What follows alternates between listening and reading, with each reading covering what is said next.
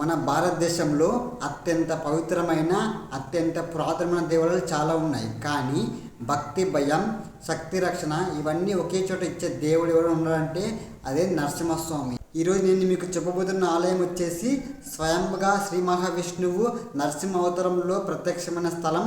అదే అహోబిలం నరసింహస్వామి ఆలయం గురించి.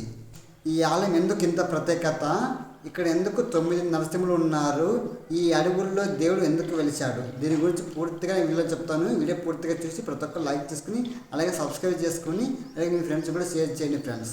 ఇప్పుడు వచ్చేసి వీడియో పూర్తిగా చూడండి ఫ్రెండ్స్. ముందుగా వచ్చేసి నరసింహస్వామి అవతార కథ గురించి తెలుసుకుందాం. హిరణ్యకశిపుడు అనే ఒక రాక్షస రాజు బ్రహ్మదేవుని నుండి ఒక వరం పొందుతాడు. తను మనిషి చేత చావకూడదు, అలాగే జంతువుల చేత చావకూడదు అని. పగలు కాదు, రాత్రి కాదు, అలాగే ఇంటి లోపల కాదు, బయట కాదు అని ఒక వరం పొందుతాడు. ఈ వరంతో అహంకారంతో నిండిపోయి తాన్ని దేవుడని చెప్పుకోవడం మొదలు పెడతాడు.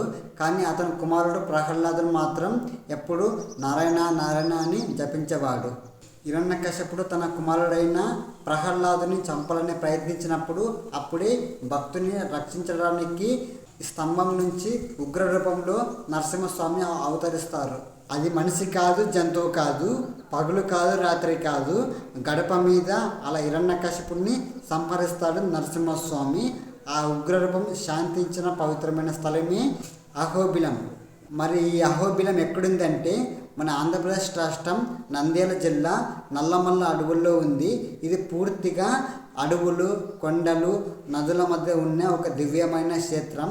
ఇక్కడికి రావాలంటే ట్రెక్కింగ్, అడవి మార్గాలు అలాగే కొండబాటలు తప్పవు.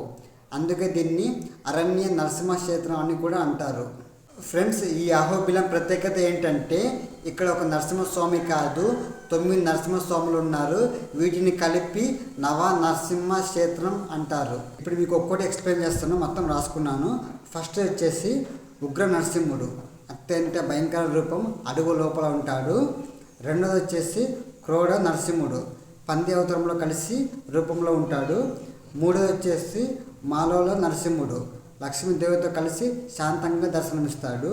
నాలుగోది వచ్చేసి జ్వాల నరసింహుడు, హిరణ్యకశిపుని సంహరించిన ప్రధాన స్థలం. ఐదవది వచ్చేసి కారంజ నరసింహుడు, ఒక పెద్ద చెట్టు కింద వెలిసిన స్వామి. ఆరవది వచ్చేసి భార్గవ నరసింహుడు.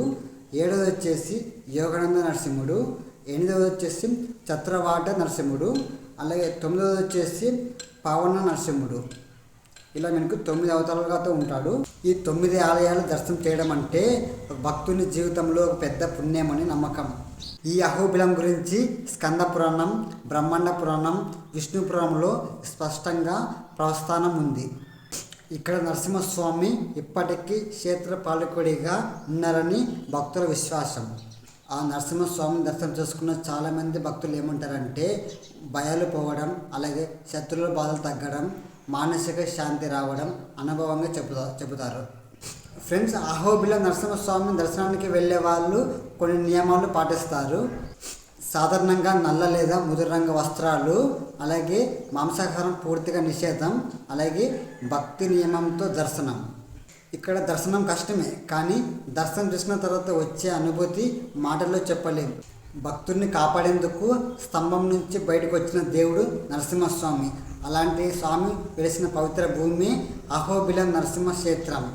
మీ జీవితంలో ఒక్కసారైనా ఇలాంటి దివ్యమైన క్షేత్రాన్ని దర్శనం చేసుకోండి. అలాగే ఈ వీడియో నచ్చితే లైక్ చేసుకుని అలాగే సబ్స్క్రైబ్ చేసుకొని మీ ఫ్రెండ్స్ కూడా షేర్ చేయండి. అలాగే నెక్స్ట్ వీడియోలో కలుద్దాం. Bye friends.